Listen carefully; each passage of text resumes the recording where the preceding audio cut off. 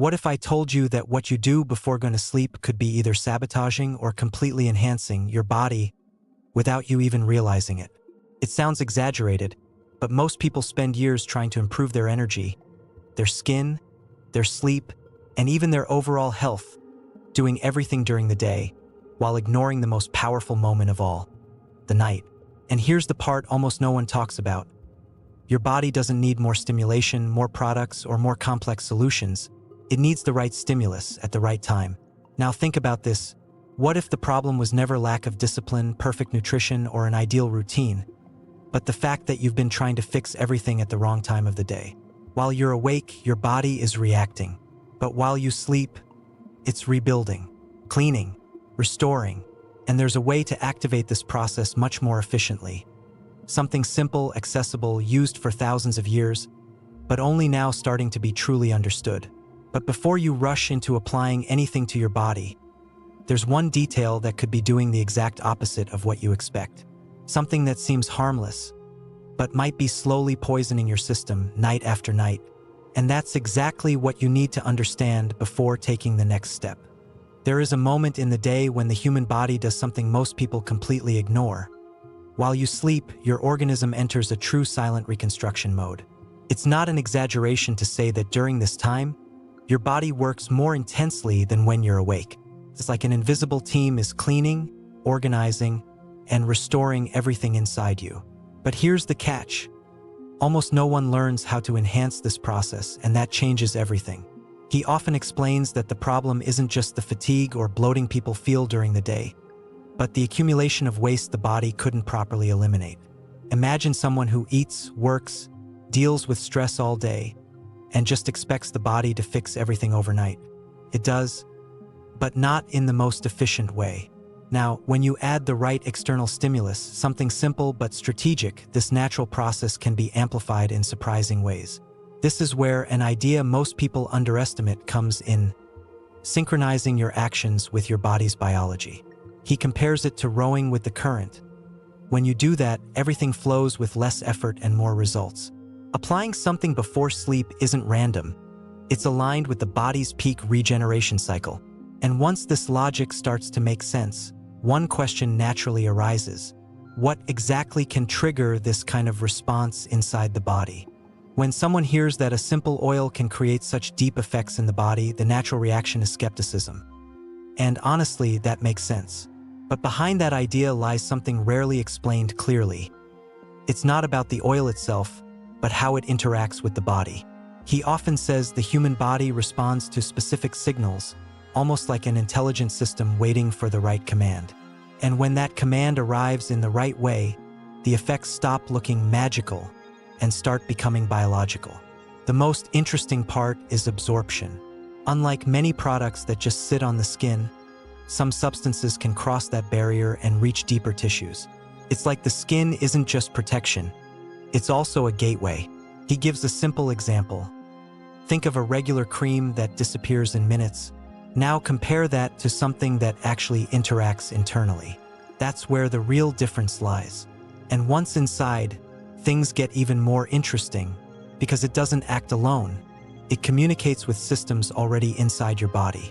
It activates processes that were slow, and in some cases accelerates functions that should already be happening. That's why some people notice fast results, while others take longer. And when you understand this, another question naturally comes up. What real effects can this interaction actually create? He often says that one of the most ignored signals of the body is that constant bloating that people start to consider normal. But it's not. Many people wake up already feeling heavy, with a swollen stomach, as if something is just sitting there. And most of the time, it actually is. When the intestines don't function properly, they become a place of accumulation, like a system that should be flowing, but starts to clog. What's interesting is that very few people connect this with simple habits that could completely change how they feel within just a few hours. When the right stimulus is applied to the abdominal area, the body tends to respond almost immediately. It's not about burning fat overnight, like many people think. It's something more basic and more powerful: internal movement. He compares it to stirring stagnant water. Once you move it, everything starts flowing again. This kind of gentle activation can help the intestines return to their natural rhythm, making elimination easier and reducing that heavy feeling. And here's where things get interesting. When the body starts eliminating better, other effects begin to follow. Energy shifts, discomfort decreases, even mental clarity seems to improve. And once someone experiences that first change, a natural question comes up. If one simple adjustment can do this, what else inside the body can be unlocked? There's a system inside your body that almost no one talks about. And ironically, it's one of the most important for real health. It doesn't make noise, it doesn't always show clear signs, but when it starts failing, your entire body feels it. The lymphatic system works like a drainage network, responsible for removing toxins, waste, and everything your body no longer needs. The problem is, unlike blood circulation, it doesn't have a heart to pump it. It depends on external stimulation. And this is where many people begin to understand why they constantly feel tired, bloated, or even more prone to getting sick.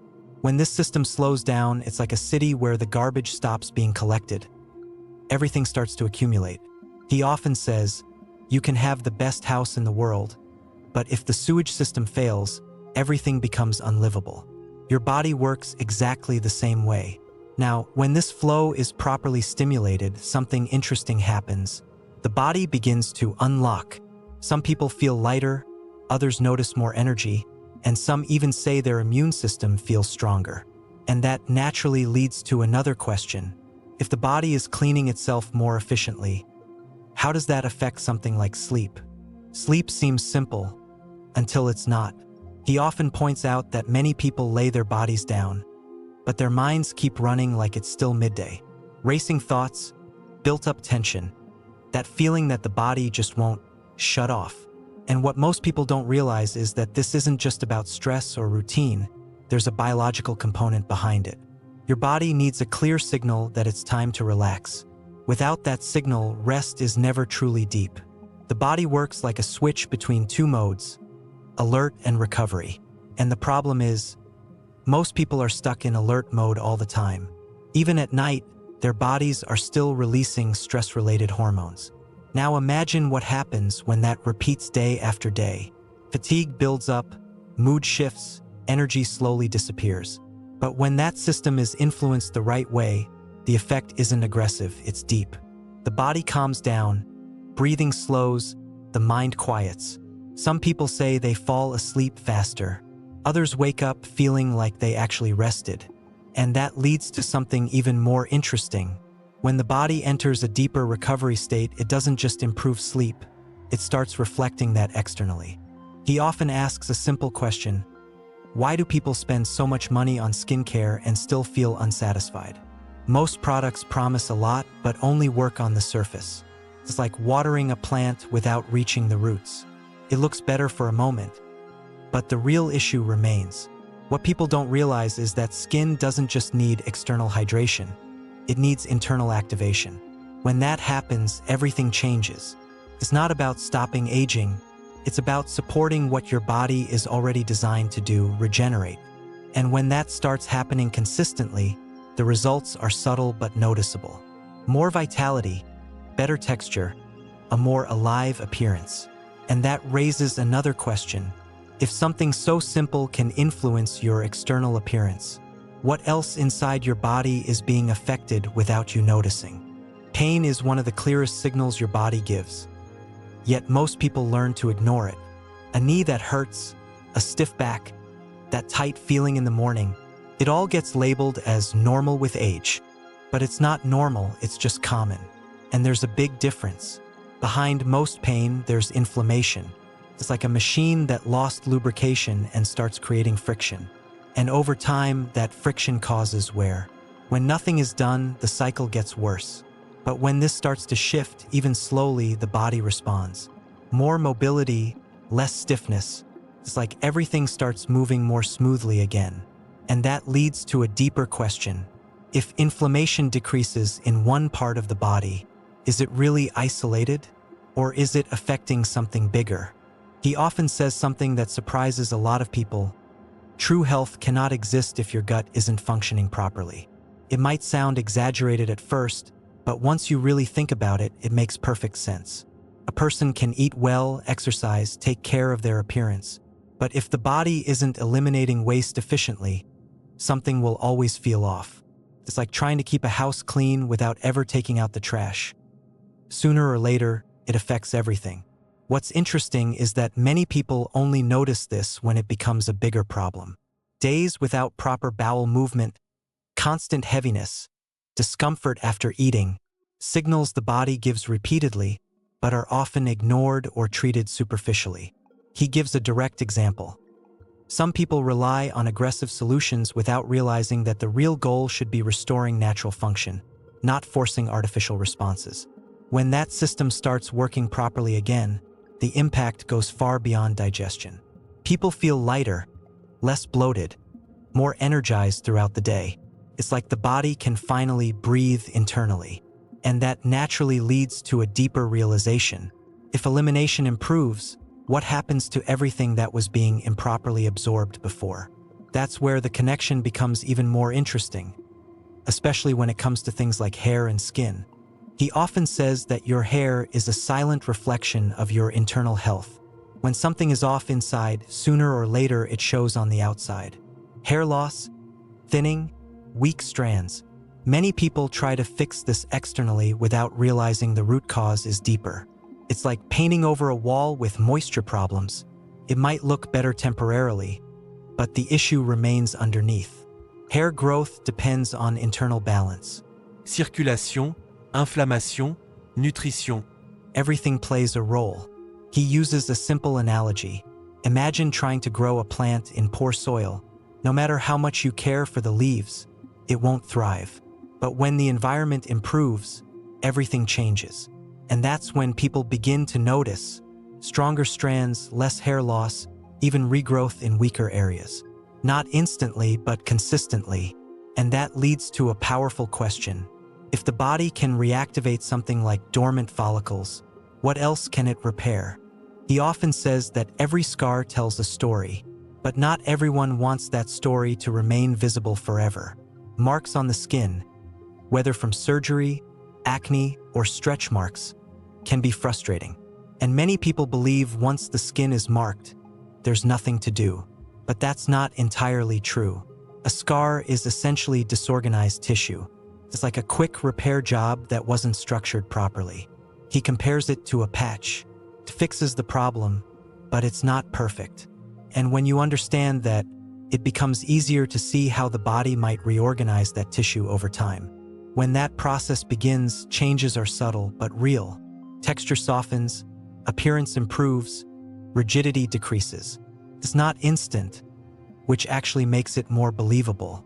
It's not forced, it's guided. And that leads to another thought.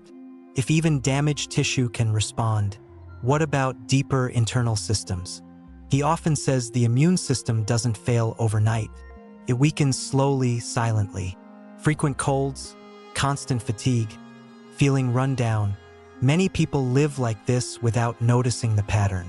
And it's not just about vitamins or diet.